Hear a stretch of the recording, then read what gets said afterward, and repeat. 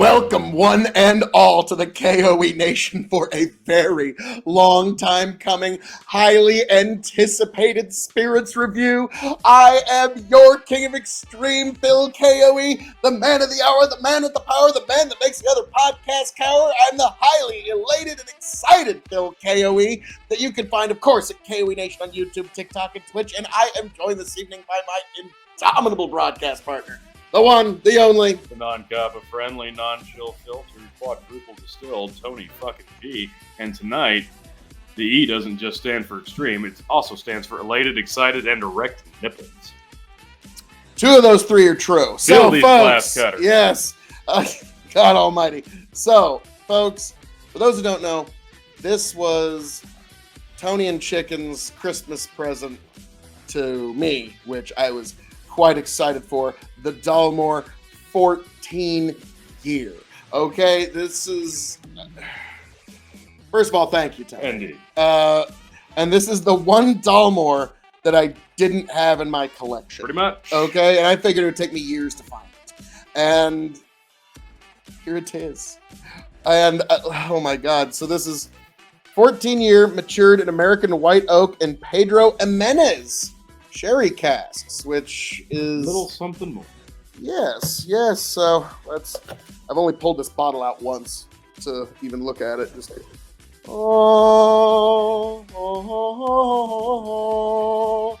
yes. 14-year Highland single malt tea. I will let you read the back of the box while I get into this bad boy. It's even it's got that awesome little mark. So I don't even. A royal heritage. Bestowed in 1263 by the King of Scotland, the royal 12-point stag proudly adorns each bottle of the Dalmore, encapsulating the distillery's regal legacy. The art of the Dalmore. For over 180 years, the Dalmore has set the standard in multi-cask maturation. Carefully composed spirit and hand-selected casks from the world's finest bodegas and wineries are expertly curated to create a sumptuous and layered whiskey of legendary finesse. Oh, that was spectacular. Beautiful. Aged 14 years in outstanding single malt matured in American white oak ex-bourbon casks and finessed in rare aged Pedro Jimenez sherry casks. I will not read the notes, but I will finish by saying that this is... Distilled, aged, and processed in Scotland, Dalmore Distillery. 43.8. Yeah. Very specific. So you know what? Yeah. 43.8. You know what happened there is they tried it at 40, figured it needed a little more, and then they just played with it so much until one day they tried the 43.8 and said, "This is it. There it is. Bottle it. When it's right, it's right. You don't have to get cute." When it comes to Richard Patterson, I usually tend to trust him. Tony, I don't know if you know this. I'm a little bit of a fan, indeed, of his products. I'll show off my globe one of these days, but oh, interesting.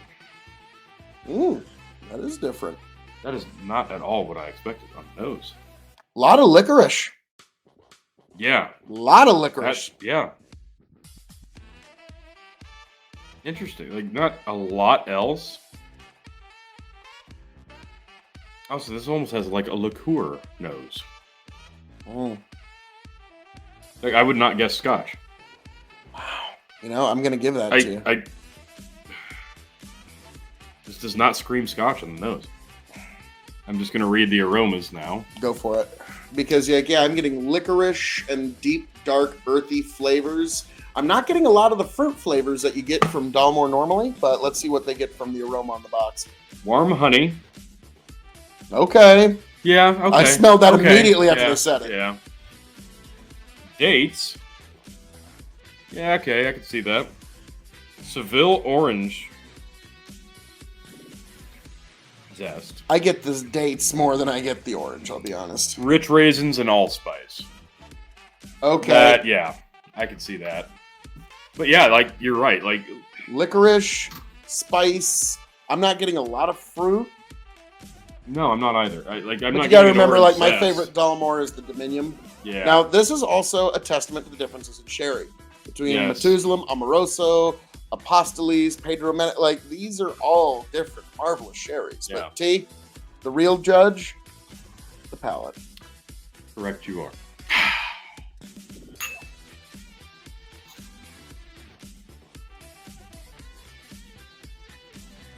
Mmm. Mmm.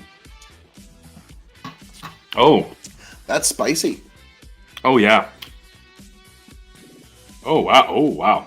That allspice pepper. Interesting oak. finish, yeah.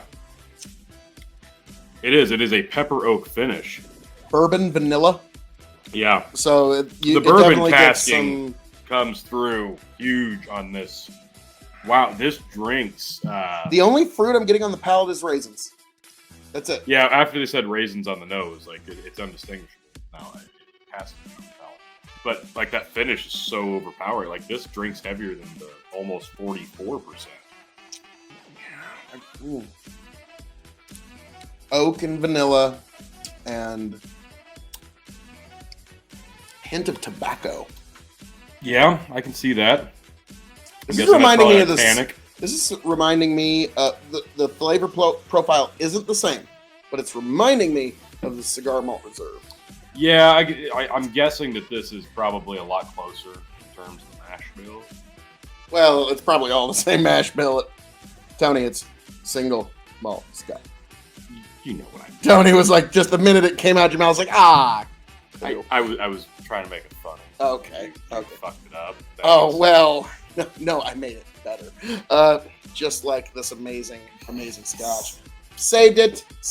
No, yeah, like you're right. Like with the cigar malt, it's so different than the rest of the line. I can see why this is like an exclusive, because this very bitter chocolate comes out. Like cocoa powder chocolate. Yes, like you're literally smelling cocoa powder. Right, the baking chocolate, cocoa powder, not the sweetened stuff. Now, how about let's read what the rest of the flavors and aromas were on the box and see how close we were.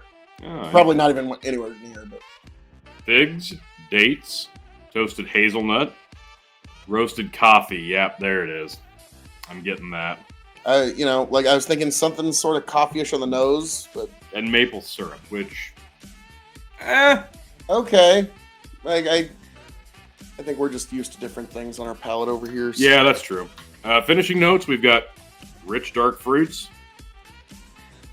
licorice, marmalade, and depths of cocoa. Hey, so I got licorice, you got cocoa. Hey, so no, this is very, very, very unique. Like I'm having a very hard time trying to. If you were to put this in front of my face, the last thing I would say is Dalmore. Right, this is very unique because there's nothing on the line that we've tried, travel exclusive, principal line, or like that really truly reminds me of this. Like you said, the cigar malt is probably the closest thing because it's such a unique flavor, but this is even more unique than their standard stuff. Yeah, like this reminds me of like the 10-year vintage where they, I think it was either one of my favorite Madeira or Methuselah cask. I forget which one they aged it in, but yeah, that one's amazing. This one's an oddity, T. It's very unique. Very unique.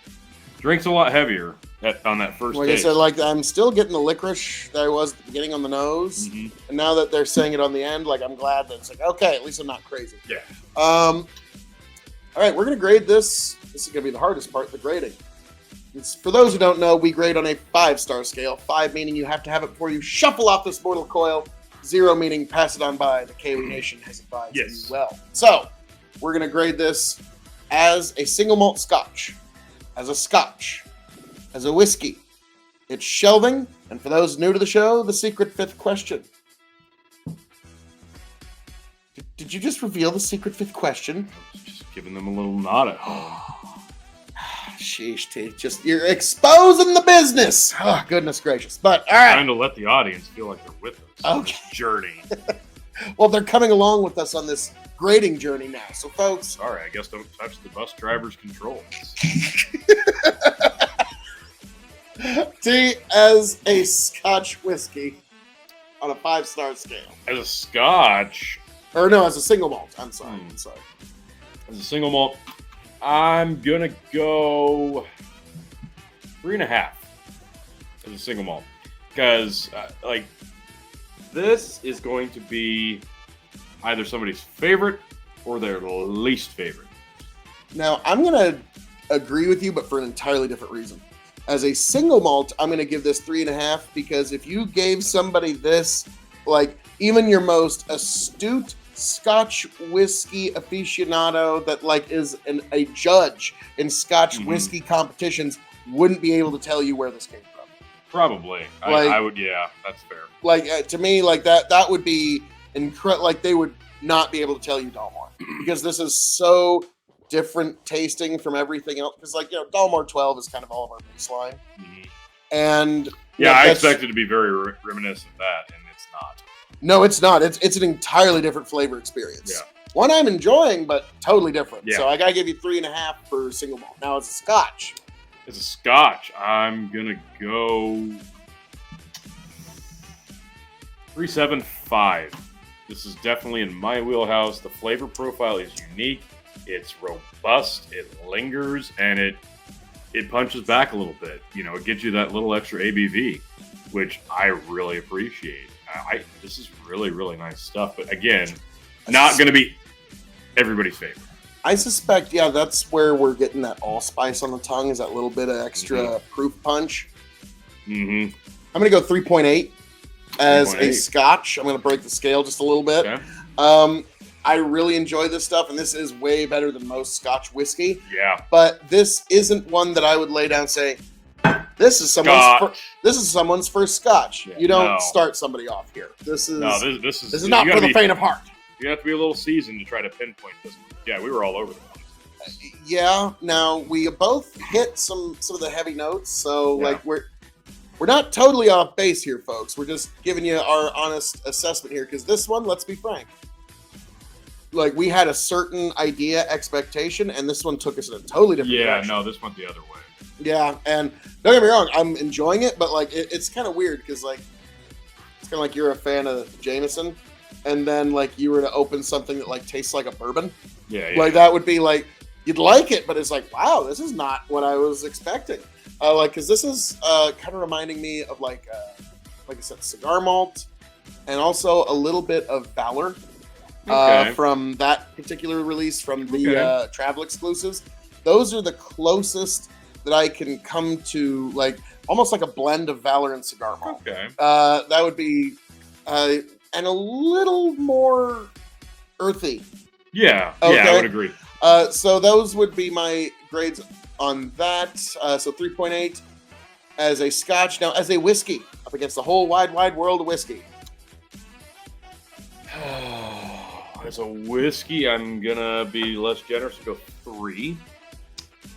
This is a unique bird, and this is not versatile. This is going to be enjoyed like this. Like neat.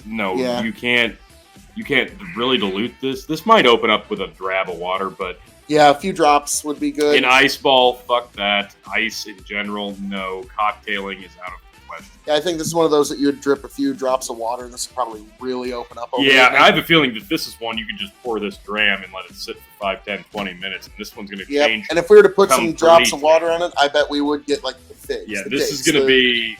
This one, to me... Okay, you know what? I talked myself into 3.25 because it's probably going to be a little more complex than we're even giving it credit for because of how much stuff is packed into this. Yeah, I'm going to agree with you there, but I'm also going to bump it up a little bit and give it 3.5 as a whiskey because I wouldn't, but I do think an ice ball would be good with this. I might try it. Ice would ruin it. I might try it on one of those Saturday nights I'm just editing video and I'm staying in because the storms are out. I might try that. But we now move on to shelving. Now this one for me, Tony, I'm going to be honest with you. If I had Dalmore on my shelves, because I have it in a giant Inglorious Bastards globe, which is probably going to go in there. I know that's hard to believe. But if this was shelving, this would be a middle shelf Dalmore for me. Yeah, in terms of the... Like Dominion, that will always be top to over top shelf. The Quintet. If you just have a cabinet of Dalmore, yeah, I would say this is good. But yeah, if this is your only Dalmore, it's a top shelf. Yeah, there you go. Now me, a little spoiled when it comes to Dalmore. There you go. But yeah, like I'll put it this way: do I like this? A sample of this will be going into my infinity bottle, my Dalmore infinity bottle. So yes, I will be preserving a bit of this for all Dalmore posterity. Like yeah, so like there was a video about like if you were to only have 5 bottles that you keep in your collection, like you just had to get rid of everything but the 5 bottles. My Dalmore infinity bottle would be one of them. Okay, and sense. so this is going in there. So that's a pretty heavy ringing endorsement. And so the next question, the secret 5th question, the one that Tony was just exposing the business on, folks, is when this bottle runs empty, will I seek another one? Considering its rarity, yeah. Yeah, there's that. Like, this is only going to be around for a few years, and that's gone forever. Yeah, this is one of those things, like, I could see them limited run, and then it's something completely different entirely. Like, it's already really hard to get the Dalmore Dominion. I have one bottle left, sealed, that I'm saving for a very special occasion. And, yeah, it's hard to get those. So, yeah, if I find another one, I will seek it out. But this one, I'm going to enjoy for a good little while. But, folks, as I'm known to say around here, all that being said, thank you for joining us here at the K.O.E. Nation for this very special, long time coming spirits review. And Tony, this was a Merry Christmas. Chicken, thank you very much. God bless every last one of you. I hope you all make it back to the K.O.E. Nation. Richard Patterson, thank you for another great memory, another great time with this amazing product, the Dalmore. Tony, take it away. Like, share, subscribe, folks. Another great Dalmore from the great distillery. See you on the next one.